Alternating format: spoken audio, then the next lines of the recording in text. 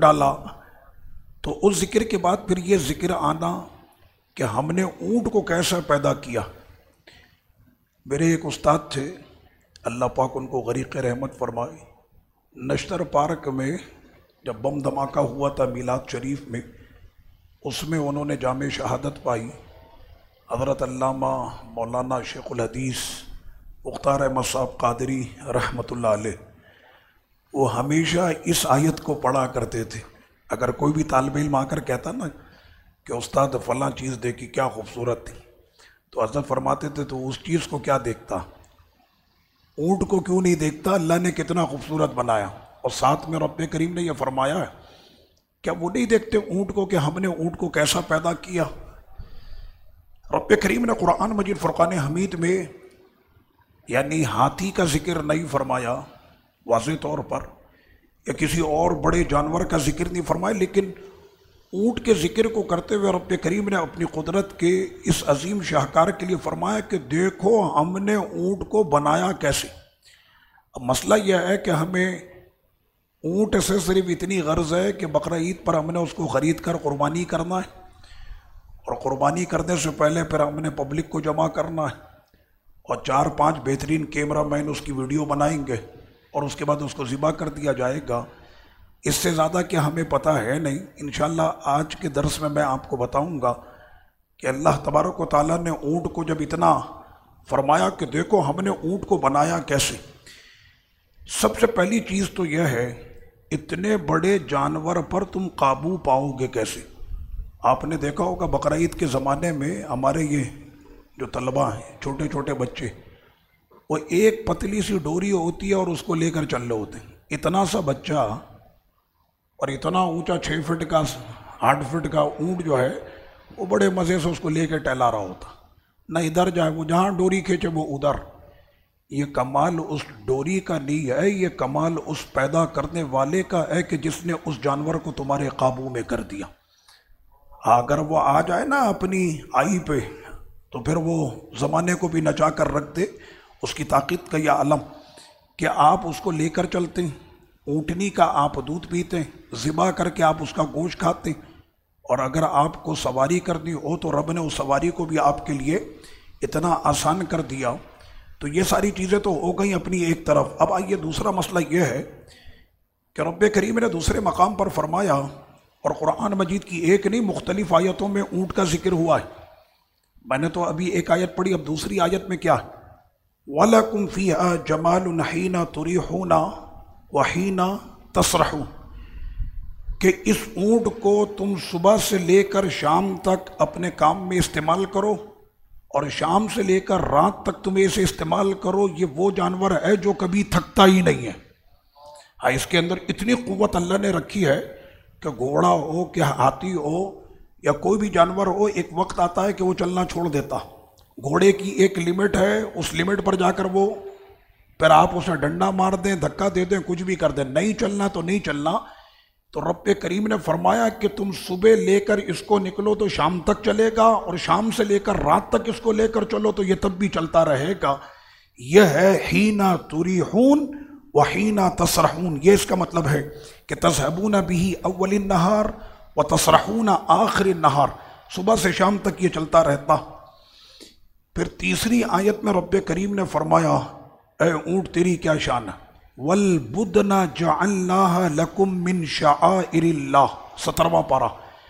ہم نے اونٹ کو اپنی نشانیوں میں سے ایک نشانی رکھا۔ اونٹ اللہ کی نشانیوں میں سے ایک نشانی ہے، شعائر اللہ ہے۔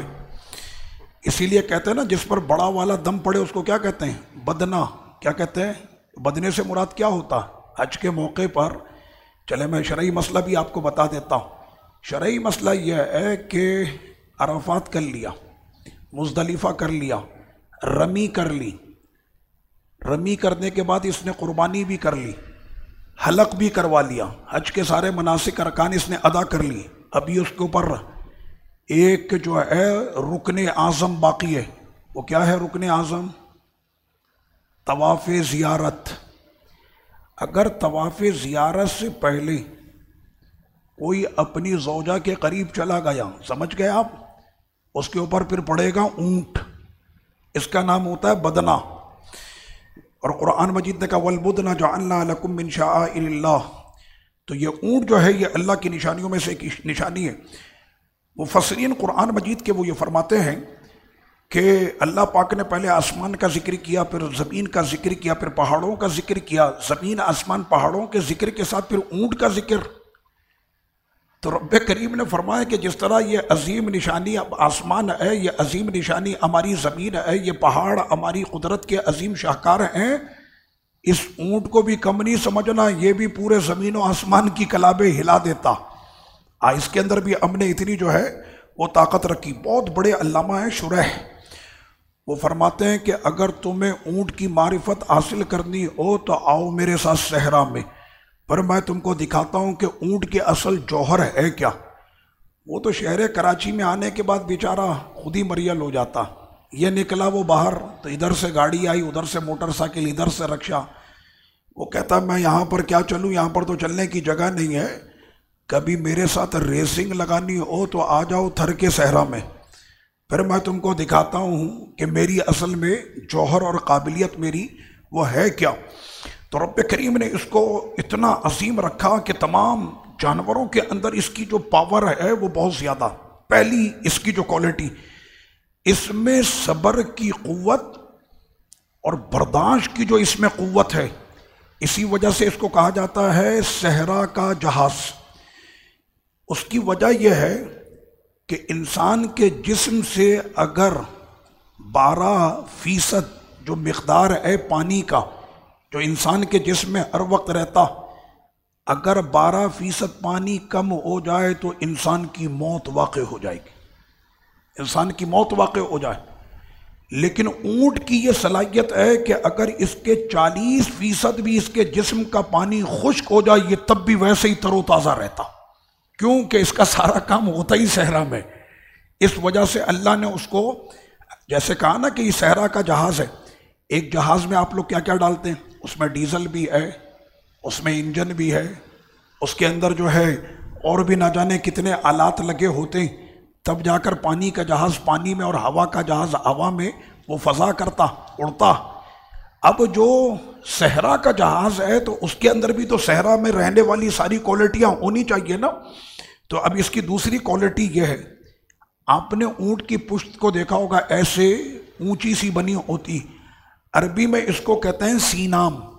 تو اس کی جو سینام ہے، اس کا جو کوہان ہے، اس کی جو کب ہے، وہ اس میں صلاحیت یہ ہوتی ہے کہ 50 کلو راشن یہ حضرت والا ہر وقت اپنے پاس جمع رکھتے. میں نے کہا اتنا راشن تو کوئی بندہ بھی نہیں جمع کرتا. جو اللہ نے اس کو یہ صلاحیت دی ہے کہ اپنے 50 کلو کھانا وہ اس میں ہمیشہ محفوظ رہتا، کیونکہ اس کو یہ پتا کہ ابھی صحرا میں نہ مجھ کو کوئی بڑا جنرل اسٹور ملنا ہے، نہ یہاں پر کوئی ریسٹورنٹ ملنا ہے، نہ یہاں پر جو ہے مجھے کوئی چارے کی دکان ملے گی، نہ ہی صحرا میں کوئی گھاس ملے گی، نہ کوئی غلہ ملے گا، کچھ تو ملنا نہیں ہے.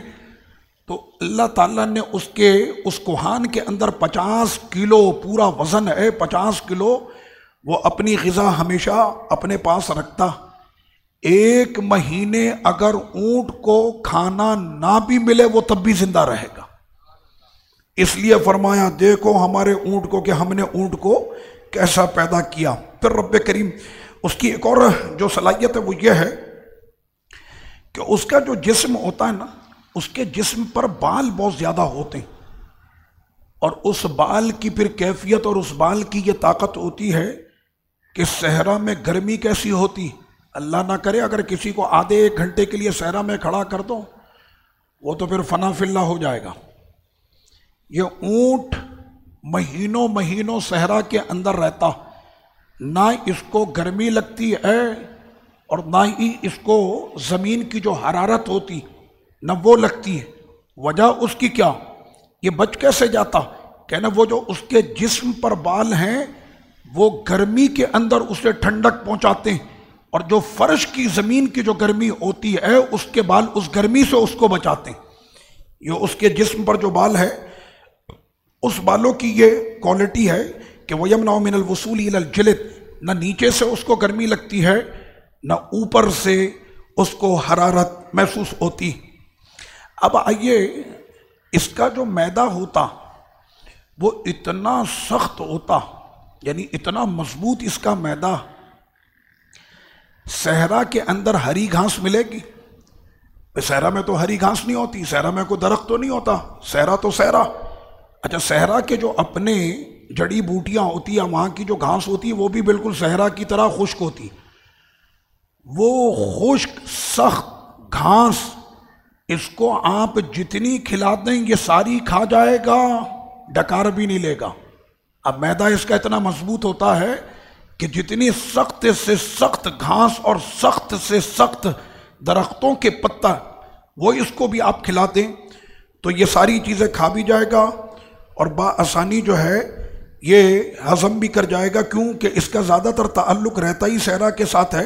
تو وہاں پر جتنی بھی خشک چیزیں ہوتی ہیں یہ ساری خشک چیزوں کو آرام سے کھا کر اس کا میدہ اسے ایکسیپٹ بھی کرتا ہے اور بآسانی اسے ہضم بھی کر جاتا۔ سوال یہ ہے کہ اونٹ جو ہے وہ سانس کیسے لیتا؟ منہ سے نہیں، اونٹ سانس لیتا ہے ناک سے، منہ سے اس کا تعلق نہیں ہوتا۔ اور اس کی عادت یہ ہے کہ یہ جتنا بھی پیاسا ہو جائے، جب کتا پیاسا ہوتا ہے نا تو اپنی زبان باہر نکالتا، پھر ہانپنے لگتا۔ اونٹ صحرا میں جتنا بھی دوڑ لے، نہ یہ اپنی زبان باہر نکال کر ہانپے گا اور نہ ہی اس کی سانس میں کوئی تکلیف ہوگی۔ یہ اس کی بہت بڑی کوالٹی ہے۔ اچھا، جتنی بھی گرمی ہو جائے یا جتنی بھی پیاس ہو جائے اس کی زبان باہر نہیں آئے گی، یہ ویسے ہی رہے گا۔ اچھا، اونٹ کا ایک اور یہ کہ اس کو پسینہ بہت کم آتا ہے۔ جانوروں کو پسینہ آتا ہے، گرمی کا وقت ہو، آپ گائے کے اوپر ہاتھ پھیریں آپ کو محسوس ہوگا پسینہ آ رہا ہے، کتے کو پسینہ آتا ہے اور جانوروں کو آتا، لیکن اونٹ کی کوالٹی یہ ہے کہ اس کو پسینہ آتا ہے بہت تھوڑا سا جو ہے وہ اس کو پسینہ آتا، کیونکہ اس کے جسم کی بناوٹ صحرا کے مطابق ہے۔ اس کے بعد یہ آپ نے دیکھا ہوگا اونٹ سمندر پہ یا قربانی کے وقت بھی آپ نے دیکھا، ہم لوگ جب قرآن مجید حفظ کرتے ہیں نا، ہمارے یہ بچے یا میں نے جب حفظ کیا تو ہم لوگوں کی عادت یہ ہوتی ہے کہ ایک پیر جو ہے ہم زمین پر بچھاتے ہیں اور ایک پاؤں اٹھا کر ایسے بتایا کہ یوں بیٹھ کے پڑھنے میں آپ کی جو قوت مدافعت ہے، آپ جو ہے وہ بالکل تر و تازہ رہیں گے، جیسے یہ ابھی بچہ بیٹھا ہوا ہے نا، اس طرح سے بیٹھنے کا، یا کھانے کے اندر جیسے ایک پاؤں بچھا کر ایک پاؤں اٹھا کر جو کھانا کھانے کا سنت طریقہ، تو اس میں ہوتا یہ ہے کہ پیروں میں یہ جو ہڈی کی جگہ ہوتی ہے نا سیدھے پاؤں کی، تو اس میں آج تک وہ نشان موجود ہیں۔ جو قرآن مجید حفظ کرنے کے لیے بیٹھے تھے تو پیروں میں نشان پڑ گئے۔ میرا تو ایمان ہے کہ اگر قرآن حفظ کرنے کے لیے پیروں پر داغ آ گئے تو انشاءاللہ اس جگہ پر جہنم کی آگ تو نہیں لگے گی۔ قرآن مجید یاد کرنے کے لیے بیٹھے تھے تو پیروں پہ نشان پڑ گئے۔ اب یہ اتنی بڑی باڈی کو لے کر جب اونٹ بیٹھتا، نیچے ہوتے ہیں صحرا میں پتھر، نیچے ہوتے ہیں صحرا میں کنکر، صحرا میں ہوتے ہیں بڑے بڑے جو ہے نوکیلے ٹیلے، اس کے اوپر اونٹ بآسانی بیٹھتا۔ اتنے وزن کے ساتھ جب یہ بیٹھے گا تو اس کے پیروں کو تو زخمی ہو جانا چاہیے۔ اللہ تبارک و تعالیٰ نے اس کے گھٹنوں کے اندر قدرتی تکیے رکھے۔ آپ کبھی نوٹ کیجئے گا، اونٹ کے جو گھٹنے ہوتے ہیں نا اتنے چوڑے ہوتے ہیں، اس میں قدرتی طور پر فوم موجود ہوتا۔ یہ کانٹے پر بیٹھے، یہ چٹان پر بیٹھے، یہ صخروں پر بیٹھے، یہ پتھروں پر بیٹھے، یہ کنکروں پر بیٹھے، اس کے پیروں پہ کوئی اثر نہیں ہوتا۔ یہ رب کریم نے اس میں جو ہے عربی میں تکیے کو کہتے ہیں وسیدہ، وسائد، کل وسائد کے اس طرح سے اس کے پیروں میں یہ ہوتا۔ اس کی گردن کی کوالٹی کیا، گائے ہے دائیں گردن گھما لے گی، بائیں گھما لے گی، بہت ہوگا تو اپنے پیٹ تک اپنی گردن کو لاتی۔ اونٹ کی گردن کی کوالٹی یہ ہے کہ وہ تو پوری گردن گھما دیتا، ایسے کر کے پورا گھوم جائے گا، باڈی یوں آگے ہوگی اور گردن پوری اٹھا کر پیچھے، ایک تو یہ لے گیا، اور ساتھ میں اس کا کمال یہ کہ یہ فرش پر پڑے ہوئے جو پتا ہے یہ اس کو بھی اٹھانے کی صلاحیت رکھتا، اور اوپر 10 فٹ کے اوپر اگر ٹہنی پر کوئی اس کو شاخ نظر آ رہی ہے تو یہ گردن اٹھا کے بآسانی وہ 10 فٹ سے بھی کھینچ لیتا۔ یہ اس کی گردن کی جو ہے وہ کوالٹی۔ اسی طرح سے ہماری آنکھوں پر ایک ایک پلک ہے، ایک ایک پلک کی ایک لہر ہے یا ایک لڑی ہے۔ اونٹ کی آنکھوں پر ایک پٹی کے بعد اوپر اس کی پلکوں کی ایک اور پٹی ہوتی۔ اس کی وجہ یہ، صحرا کا کسی نے طوفان دیکھا، پانی کے اندر جب آتا ہے نا وہ جہاز کہتے ہیں وہ آ گیا گردش کے اندر، جب صحرا کے اندر مٹی کا طوفان اٹھتا، اللہ کی پناہ، کبھی نیٹ پر دیکھے، وہ صحرا کے طوفان کے اندر جب یہ دوڑ رہا ہوتا، میرے رب کی کیا شان ہے، فرمایا دیکھو تو صحیح ہم نے اونٹ بنایا کیسے۔ وہ جس وقت میں پورا مٹی کا پورا طوفان اڑ رہا ہوتا تو یہ اونٹ جو ہے وہ تب بھی اپنی پوری رفتار سے دوڑ رہا ہوتا۔ یہ مٹی کے ذرے کیا تمہاری آنکھ میں نہیں جاتے؟ کہنے کیسے جائیں گے، میرے خدا نے مجھ کو ڈبل پلکیں عطا کی۔ اس وجہ سے اس کی آنکھیں جو ہیں وہ گرد و غبار سے محفوظ رہتی۔ کیا شان ہے میرے خدا کی۔ اس کے بعد اونٹ کی جو ناک ہے، اس کی ناک کے اوپر پورے بال ہوتے ہیں، غور کیجئے گا، اس کی ناک پر پورے بال ہوتے ہیں، اور پورا ٹائم اس نے کہاں پر رہنا ہے؟ صحرا کے اندر، مٹی کے اندر، غبار کے اندر رہنا۔ اگر یہ مٹی ناک کے ذریعے اندر جانے لگ جائے کیا ہوگا؟ سانس کا مریض ہو جائے گا، اندر کے جو پھیپڑوں کا معاملہ ہے وہ سارا تباہ اور برباد ہو جائے گا۔ آدھا گھنٹہ اگر کسی کو مٹی کے طوفان میں کھڑا کر دیں، آدھا گھنٹہ تو بہت زیادہ، آدھے منٹ میں اس کی موت ہو جائے گی، ساری رگیں جام کر دے گی۔ یہ مٹی جب ناک سے اور آنکھ سے اور کان سے اور منہ سے جب اس کے جائے گی تو پھر تو گیا وہ۔ اللہ نے اس کی ناک پر اتنے بال رکھ دیے، جیسے ہی مٹی کا طوفان اس کے سامنے آتا یہ فوری طور پر اپنے ان بالوں کو اپنی ناک پہ لے آتا، سانس بھی لیتا رہتا ہے اور ناک میں ایک ذرہ بھی نہیں جاتا۔ ہاں، یہ رب کریم کی قدرت، سبحان اللہ کا ورد آپ نے جاری رکھنا۔ اس کے بعد اونٹ کے جو کان ہیں وہ بہت چھوٹے سے ہوتے ہیں، ایسے اوپر کی طرف بہت چھوٹے سے کان ہوتے ہیں، اور اس کے کانوں کے اوپر بھی پوری سیکورٹی ہوتی ہے بالوں کی۔ صحرا کا جانور ہے، ہر طرف سے مٹی مٹی، نیچے اوپر ساری مٹی مٹی ہے، تو اس مٹی میں اپنے کانوں کو کور کرنے کے لیے، ورنہ جتنے بھی اونٹ آپ کو ملیں گے سارے بہرے ہو جائیں، مٹی سب کے گھسی ہو، نہیں تو سارے جا کر ہر ہفتے حکیم کے پاس بیٹھ کر اپنے کانوں کی صفائیاں کرا رہا ہوں، اور ایک ایک کے کان میں سے کم از کم 1 کلو مٹی تو نکلے گی۔ تو رب کریم نے اس کے کانوں کے لیے بھی بالوں کا پورا ایک وہاں پر جال ہے، اور وہ بالوں کا جال اس کے کانوں میں مٹی جانے سے اس کو بچاتا۔ آندھی ہو، طوفان ہو، صحرا کے اندر جو بھی کچھ ہو جائے اس پر کوئی بھی اثر وہ نہیں ہوتا۔ اچھا، اب یہاں پر یہ کہ اونٹ کو آپ لے کر گئے مثال کے طور پر فیڈل بی ایریا سے، ایک میں مثال دے رہا ہوں، فیڈل بی ایریا سے آپ اس کو لے گئے لاہور، آپ اس کو لے جا کر لاہور میں چھوڑ دیں، یہ لاہور سے واپس آ جائے گا۔ یہ اتنی معرفت ہوتی ہے اس میں، یہ قدرتی طور پر اس کی صلاحیت ہے، اپنے گھر کو پہچانتا، اس کے سونگنے کی حس اتنی ہوتی ہے کہ جس وقت میں اونٹنی بچے کو جنم دیتی، ناکا کہتے ہیں نا اونٹنی کو، جس وقت میں وہ ناکا اونٹنی اپنے بچے کو جنم دیتی ہے، بچہ آتا ہے ماں کے پاس دودھ پینے کے لیے، وہ دودھ نیچے نہیں اتارتی، کافی دیر تک وہ اپنے بچے کو سونگتی رہتی، جب اس کو یقین ہو جاتا ہے کہ اس کے جسم کی خوشبو بتا رہی ہے کہ یہ میرے پیٹ سے ہونے والا بچہ ہے، پھر وہ اپنے دودھ کو نیچے اتارتی۔ یہ بھی اس کی ایک کوالٹی، اتنی اس کے اندر معرفت ہوتی۔ تو اونٹ اپنے گھر کو جو ہے وہ کبھی بھولتا نہیں ہے، بھلے وہ ہزاروں کلومیٹر دور آپ اس کو لے جائیں اور وہاں چھوڑ دیں، وہ تب بھی واپس اپنے گھر میں آ جائے گا۔ اور اس کی سونگنے کی جو صلاحیت ہوتی ہے وہ بھی بہت زیادہ ہوتی ہے، جیسا کہ میں نے ابھی آپ کو بتایا۔ اب یہ تو بات ہو گئی اونٹ کی، جب آپ اس کے اوپر ریسرچ کرنے کے لیے کتابیں کھولیں گے، قسم خدا کی اس ایک آیت پر، ہم مسلمان تو اب رہے نہیں ریسرچ کرنے والے کہ ہم جا کر اس پر ریسرچ کریں کہ ہمارے رب نے اگر اونٹ کی مثال دی ہے، ہمارا تو یہ حال ہو گیا کہ ہم اگر قرآن کی بات بھی کریں تو پبلک ایسے نکل کے جاتی ہے، پتہ نہیں ابھی کون سی بات ہونے والی ہے۔ تو یہ ہمارے ذوق کا جو حال اس وقت ہو چکا ہے کہ قرآن مجید کی بات نہ ہم نے پڑھنی ہے نہ ہم نے سننی ہے۔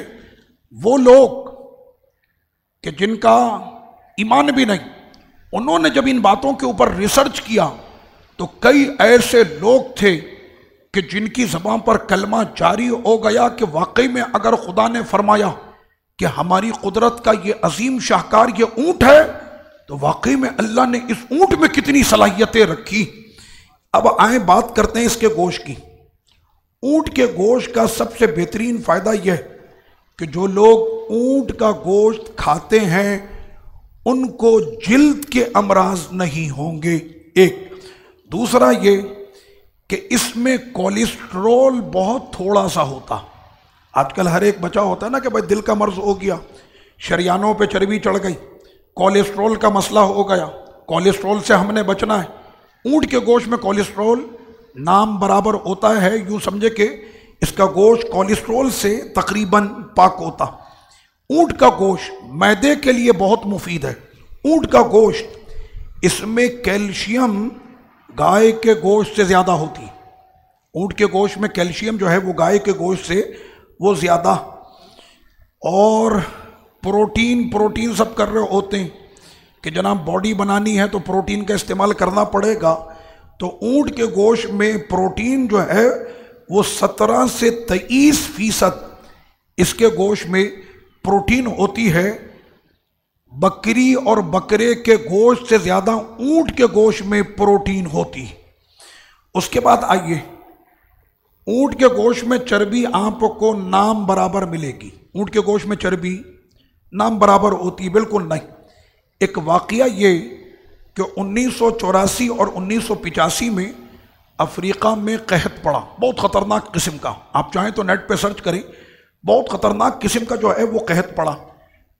کینیا کے لوگوں نے اس قحط کے اندر بہت ساری گائے پال لیں تاکہ اگر کچھ کھانے کو نہ بھی ملے تو گائے کا دودھ پی کر ہم جی سکیں گے۔ ان کو کیا پتا تھا کہ یہ بیچاری گائے بھی 2-4 دنوں کے بعد اس کا تھن بھی خشک ہو جائے گا۔ لیکن افریقہ کے وہ ممالک کہ جنہوں نے اعتماد کیا اونٹنی کے دودھ پر، وہ پورے قحط کے زمانے گزر گئے اور اونٹنی ان کو اس قحط میں بھی دودھ فراہم کرتی رہی۔ کیوں کہ 50 کلو جو راشن اپنے ساتھ رکھا ہے اس نے اپنا کھانا ہے، اس کو کچھ بھی نہ ملے تو وہ اپنی غذا وہیں سے، وہ جو اس کی پشت پر موجود ہے وہ اسی میں سے اپنی غذا کا بندوبست وہ کرتے رہتے اور اس طرح سے اس کا گزارا وہ چلتا رہتا۔ اب یہاں پر یہ آخری بات میں کر رہا ہوں اور وہ یہ، اونٹ کی طبیعت میں انتقام ہوتا۔ یہ بات آپ سمجھ لیں، یہ بقرعید کے دنوں میں جو اونٹ لے کر آتے ہیں نا، اس سے لڑائی نہیں کرنا۔ سمجھ میں آ رہی ہے تمام طلبہ کو میں کہہ رہا ہوں، اگر اونٹ کو کسی نے مارا یا اس کے ساتھ کسی نے بھی ناجائز کیا، یہ شکلوں کو پہچانتا، سال بھر بعد کے بعد بھی اگر بندہ اس کے سامنے آئے گا تو کھوپڑی پکڑ لے گا۔ یہ اس کی طبیعت میں ہوتا اور یہ بندہ بھی پہچانتا، اور انتقام کی اس میں طبیعت بھی ہوتی ہے کہ میں نے انتقام بھی لینا۔ اور اونٹ کی ایک طبیعت یہ ہے کہ آقا کریم صلی اللہ علیہ وسلم نے ارشاد فرمایا، میرے سرکار کی کیا بات ہے، آقا علیہ الصلوۃ والتسلیم ایک باغ میں تشریف لائے تو وہاں پر لوگ ایسے دیوار پر کھڑے ہوئے کچھ اندر جھانک رہے، اندر باغ ہے، تو وہاں پر دیکھا حضرت سیدنا جعفر طیار رضی اللہ عنہ تھے۔ تو آقا علیہ السلام نے فرمایا کیا بات ہے، لوگ یہاں پر کھڑے، کہنا حضور اندر باغ میں ایک اونٹ ہے حملہ کرنے والا، انسان کی خوشبو جیسے ہی آتی ایسے دوڑتے ہوئے آتا اور اٹھا کر پھینک دیتا۔ آقا علیہ السلام نے فرمایا اچھا ایسا مسئلہ ہے، اونٹ یہ کر رہا۔ میرے سرکار اب باغ میں داخل ہوئے، شمع رسالت کے پروانے، حضور نہیں جائیے، حضور نہیں جائیے، اونٹ ہے اندر، جمل ہائج، حملہ کرنے والا اونٹ ہے، خطرناک حملے کرتا۔ آقا علیہ الصلوۃ والتسلیم بڑے تحمل کے ساتھ باغ میں داخل ہوئے، جیسے ہی اس نے حضور کو دیکھا تو وہ دوڑتے ہوئے آیا۔ صحابہ اکرام مارے حیرت کے دیکھ رہے تھے کہ اب یہ کرے گا کیا ہمارے سرکار کے ساتھ، لیکن جیسے ہی وہ دامن مصطفیٰ کے قریب پہنچا تو راوی یہ کہتے ہیں کہ اس نے اپنے منہ کو لگایا زمین کے ساتھ اور گھسیٹتے ہوئے اپنے منہ کو لا کر حضور کے قدموں میں کھڑا ہو گیا، ایسے بالکل کھڑا ہو گیا، منہ اس نے زمین کے ساتھ لگا کر رکھا، منہ اس نے اٹھایا ہی نہیں، اور آقا علیہ السلام کے سامنے آ کر وہ کھڑا ہو گیا۔ پھر سرکار نے سرگوشی میں اس سے گفتگو کی اور اس نے بھی حضور سے سرگوشی میں بات کی۔ اس میں کوئی حیرت کی بات نہیں، سیدنا داؤد اور سیدنا سلیمان علیہ السلام آپ کے ذہن میں ہوں گے، وہ پرندوں سے بھی گفتگو کریں اور چونٹیوں کے ساتھ بھی ان کا جو ہے مناقشہ رہے، تو جو چونٹیوں کی گفتگو کو سمجھے اور پرندوں پر جس کی حکومت چلے، وہ نبی جس نبی کے پیچھے آ کر نماز پڑھے تو جن کے مقتدی ایسے ہوں تو امام کا عالم کیا ہوگا۔ تو آقا علیہ السلام نے گفتگو فرمائی، اور گفتگو فرمانے کے بعد باہر تشریف لائے اور آپ نے فرمایا کہ اس اونٹ اور اس باغ کا مالک کون ہے؟ کہا میں ہوں۔ آقا نے فرمایا کہ اونٹ کے غذا کا پورا خیال رکھا کرو، ہم سے شکایت کر رہا تھا کہ میرا مالک مجھ کو پوری روٹی نہیں دیتا۔ سمجھ میں آ رہی کہ سرکار صرف اپنے غلام امتیوں کے نہیں بلکہ میرے سرکار تو اونٹوں پہ بھی کرم فرماتے ہیں، اور ان اونٹوں کو بھی یہ پتا ہے کہ آج تو قسمت کا تارا چمک گیا کہ مجھ کو حضور کا سایہ نصیب ہو گیا۔ آقا علیہ الصلوۃ والتسلیم کے بعد تو حضور علیہ الصلوۃ والسلام نے ارشاد فرمایا، من اکل لحم الجزور فلیتوضا، کہ جو اونٹ کا گوشت کھائے تو بعد میں وضو کر لے۔ بالکل صحیح حدیث، جو اونٹ کا گوشت کھائے تو بعد میں وضو کر لے۔ بکرے کے گوشت پہ وضو نہیں، گائے کے گوشت پہ وضو نہیں، ہرن کے گوشت پہ وضو نہیں۔ یہ کیا بات ہے کہ اونٹ کا گوشت کھائے تو وضو کر لے؟ آقا علیہ السلام نے فرمایا، اور محدثین اس کی شرح کرتے ہوئے فرماتے ہیں، اونٹ کی طبیعت میں قساوت ہے، وہ صحرا کے اندر رہتا ہے نا، تو جو صحرا کے اندر رہے گا اس کا دل کیسا ہوگا؟ جزیرہ عرب کے اندر جو لوگ رہنے والے تھے ان کے دل، ان کے مزاج چٹانوں کی طرح سخت ہوتے، تو یہ تو دن بھر چٹانوں کے اندر رہتا، صحرا کی اور مٹیوں کے اندر رہتا، تپتی ہوئی دھوپ کے اندر یہ رہتا، اس کے وجود میں سختی ہے۔ جو اس کا گوشت کھائے گا اللہ نہ کرے کہ اس کے دل میں سختی آ جائے، تو اونٹ کا گوشت کھاؤ تو وضو کر لو، تمہارا یہ وضو تمہارے دل کو سخت ہونے سے بچائے رکھے گا۔ حکمت آپ کے سمجھ میں آئی؟ یہ تھی وجہ آقا علیہ الصلوۃ والسلام کے کہ فرمایا کہ جو اونٹ کا گوشت کھائے اس کو چاہیے کہ وہ وضو کر لے۔ تو یہ تھے وہ افلا ینظرون الی الابل کیف خلقت۔ میں نے یقین کریں آپ کے سامنے تو صرف چند ہیڈ لائنیں پیش کی ہیں، اگر موقع ملا تو اس کی اور بھی بہت ساری کوالٹیاں، جب میرے رب نے فرمایا ہے کہ دیکھو اونٹ کو کہ ہم نے اس اونٹ کو بنایا کیسا۔ اور سب سے مزے کی بات مجھے اس درس میں جو لگی ہے نا، وہ جو اس کے پیروں میں تکیے رکھے۔ اب آپ نوٹ کیجئے گا کہ جس وقت میں اونٹ بیٹھتا بڑے مزے کے ساتھ وہ یوں کر کے بیٹھنے کا انداز بھی شاندار، اٹھنے کا انداز بھی شاندار۔ میری والدہ اونٹ کو کہتی ہیں ٹیڑھا میڑھا جانور، یعنی اس کے بیٹھنے کا بھی انداز آپ دیکھیں تو پورا ہلتے ہوئے بیٹھے گا، اور ایسے ہی جب اٹھتا ہے تو اس کے اٹھنے کا انداز بھی آپ دیکھیں کہ وہ کیسا انداز، اور کیسے اس کے گھٹنوں کے اندر جو ہے وہ فوم رکھ دیے گئے تاکہ اس کو کانٹے نہ چبھیں، اس کو پتھر نہ لگے۔ اللہ تبارک و تعالی ہمیں قرآن کا ذوق عطا فرمائے۔ قرآن کی ایک آیت پر میں نے ابھی بات کی تو میری گفتگو ابھی ختم نہیں ہوئی، وقت ختم ہو گیا، تو پھر اگر 6666 آیتوں پر بات ہو پھر تو زندگی بھی ختم ہو جائے، بلکہ زماں اور جہاں بھی ختم ہو جائے، لیکن قرآن کی باتیں ختم نہیں ہو سکتی۔ وما علیہ الا البلاغ۔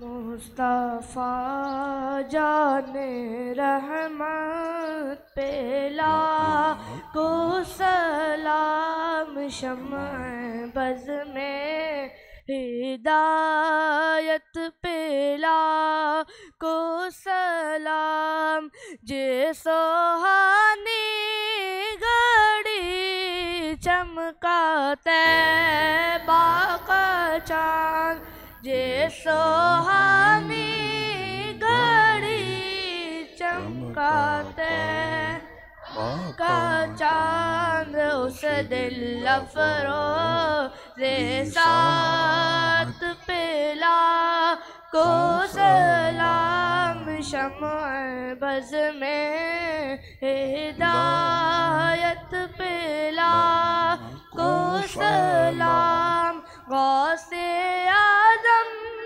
امام التقی والنقی غوث اعظم امام التقی والنقی جلوائے شان قدرت پلا کو سلام شمع بز میں ہدایت پلا کو سلام کاش محشر میں جب ان کی آمد ہو بھیجے سب شوقت پلا کو سلام مجھ سے خدمت خود سی کہے رضا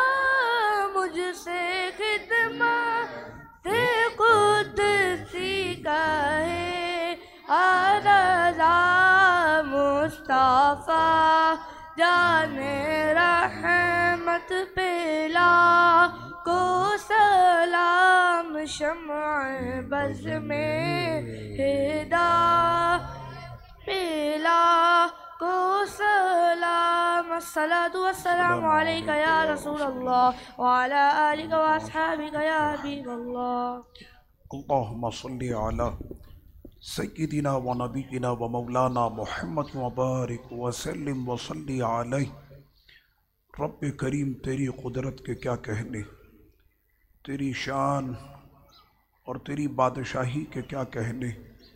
اے میرے مالک تو اتنا قوی ہے، اتنی قدرت کا مالک ہے میرے رب، اس کے باوجود اپنی کسی مخلوق پر ظلم ہونے نہیں دیتا۔ اے میرے مالک ہمیشہ ہم کو بھی اپنے کرم میں جگہ عطا فرما، اپنی رحیمی میں جگہ عطا فرما، اپنے عفو غفران میں جگہ عطا فرما۔ رب کریم اپنے قہر سے، اپنے غضب سے ہم سب کو محفوظ فرما۔ جتنے بھی لوگ دعاؤں میں ہمارے ساتھ یہاں پر شامل ہیں، آج رمضان کی اس مبارک صبح کے صدقے سب کی زندگیوں میں چین عطا کر دے، سکون عطا کر دے، مشکلوں سے نجات عطا کر دے۔ ہمارے سارے بیماروں کو آج کی صبح کی برکت سے مالک شفا عطا کر دے، اور جو ہمارے پیارے اب تیری بارگاہ میں پہنچ گئے، اے میرے مالک اس صبح رمضان کی برکت سے ان کی قبروں کو جنت کا باغ بنا دے، جنت کی ہوائیں اور جنت کی نعمتیں ان کو عطا کر دے۔ ہم سب کی ایام مغفرت میں مغفرت فرما، اور ہمارے اجداد کی مغفرت فرما۔ ہمارے یہ بچے جو تیرا مقدس کلام اپنے سینوں میں محفوظ کرنے کے لیے یہاں پر آتے، اے میرے مالک سب کو جلد از جلد قرآن کا حافظ بنا دے، مرتے دم تک یاد رکھنے کی توفیق عطا فرما، اور سب کو قرآن کا عالم اور پورے جہاں میں قرآن کا خادم بنا دے، اپنے محبوب کے دربار کا سچا وفادار بنا دے۔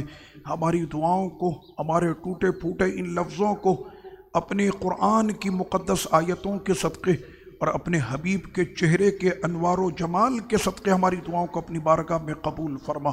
وصلی اللہ وسلم علی سیدنا محمد وعلی آلہ وصحبہ اجمعین برحمتک یا ارحم الراحمین۔ چلے آپ لوگ